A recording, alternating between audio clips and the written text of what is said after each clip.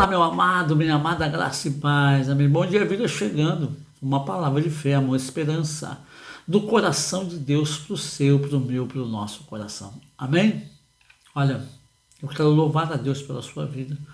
Você que está inscrito no nosso canal já há um tempo, você que se inscreveu agora, você que está aí conosco, batalhando, correndo atrás, compartilhando os vídeos, né, para os seus amigos. Louvado seja o Senhor por isso. Muito obrigado. Continue se inscrevendo. Você que não é inscrito, se inscreva.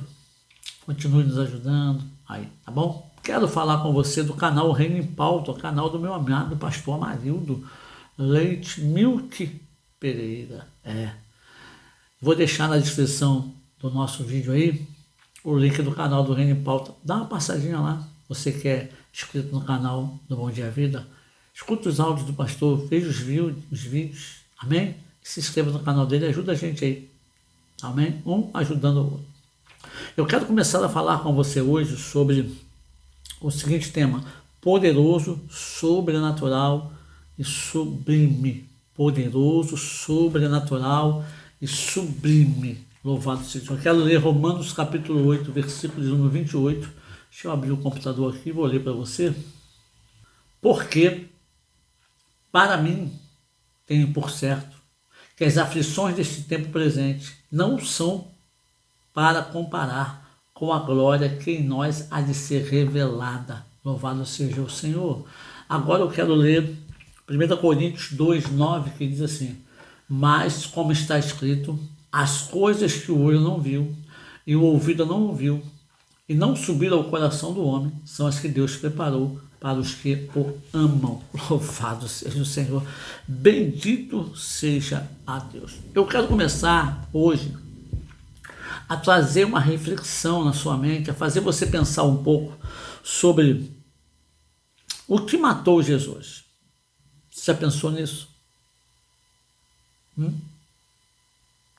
O que matou Jesus? O que fez com que Jesus morresse na cruz do Calvário? Por que Jesus morreu? Para me salvar. Tá. Mas o que foi? Você precisa entender primeiro que não foi o pecado, porque o pecado não tem esse poder com ele. O pecado tem o poder comigo, com você, de nos matar, porque o salário do pecado é a morte. Então, se você peca, o salário que você recebe dela é a morte. Se eu peco, o salário que eu recebo dela é a morte. Mas aonde Jesus pecou? Porque se Jesus pecasse, ele não poderia ser o Cordeiro de Deus que tirou o pecado do mundo.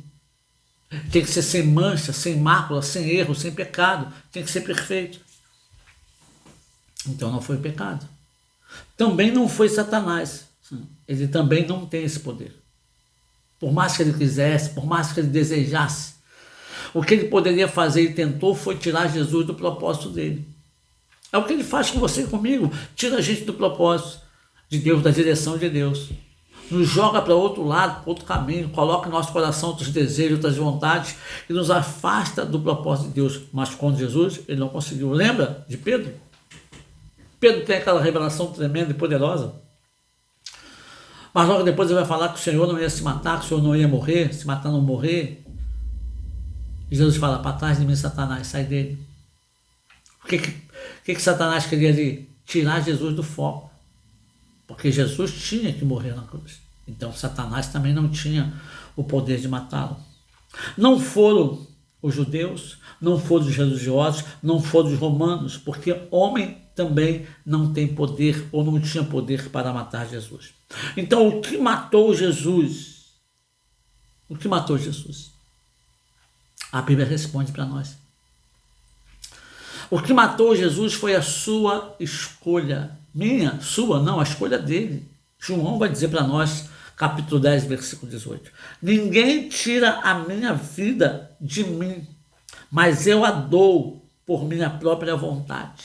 Jesus escolheu dar por livre e espontânea vontade a sua própria vida, porque o pecado não tinha poder para tirar, a morte não tinha poder para tragá-lo, o diabo não tinha poder para matá-lo, nem os romanos, nem os judeus, nem os religiosos, nenhum algum tinha poder para matar Jesus.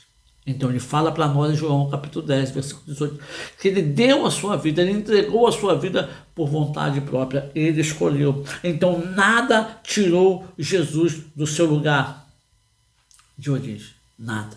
Nada tem poder de tirar Jesus do seu lugar de origem, só que eu e você saímos facilmente do nosso lugar de origem. Esse é o seu e o meu problema. Perceba que eu sempre me coloco no problema. Nós saímos muito fácil da nossa posição. Nós saímos muito fácil do nosso lugar de origem. Nós estamos plantados na videira em Deus. Nós fomos chamados com um propósito. A Bíblia diz que todas as coisas cooperam para o bem daqueles que amam a Deus, daqueles que são chamados segundo o seu propósito. Ei, você, isso, você mesmo. Você foi chamado com um propósito. Eu fui chamado com um propósito, mas quantas das vezes nos desvirtuamos desse propósito? Deixa eu falar uma coisa para você, que você não sabe talvez. Bem no comecinho da minha caminhada, eu fui fazer uma missão no Maranhão, junto com a equipe da irmã Nasci, a Casa de Recuperação de Me Recuperei. E o que eu gostava de ver as pessoas fazerem, eu queria fazer, porque para mim dava projeção, era bonito, eu achava legal, era orar as pessoas. Eu fui uma pessoa que orei muito poucas pessoas na casa de oração ou nas viagens que eu fiz com a irmã Nasci. Tinha uma equipe que orava, fazia a roda. A minha tarefa na roda era não deixar a roda arrebentar, a corrente arrebentar, e pegar as pessoas e levando para dentro da roda para elas ajoelharem e as pessoas orarem por elas. Então tinha a Cláudia, tinha a irmã Tânia, a missionária Tânia, tinha a irmã Nasci, tinha o João, tinha o Marcos, que oravam pelas pessoas. E a minha vontade é estar orando ali. Eu queria isso. Só que eu não podia fazer isso. Sabe qual era a minha tarefa? Acordar mais cedo que todo mundo. 5 horas da manhã eu acordava. Chateado.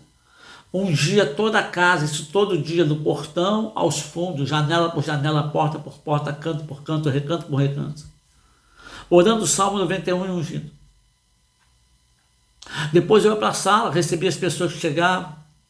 Quando faltasse uns 15, 20, meia hora para começar a oração, eu tinha que pregar. Todo dia da manhã, durante 90 dias de manhã, eu era o encarregado de ministrar a palavra. Eu não orava, mas eu tinha que ministrar a palavra.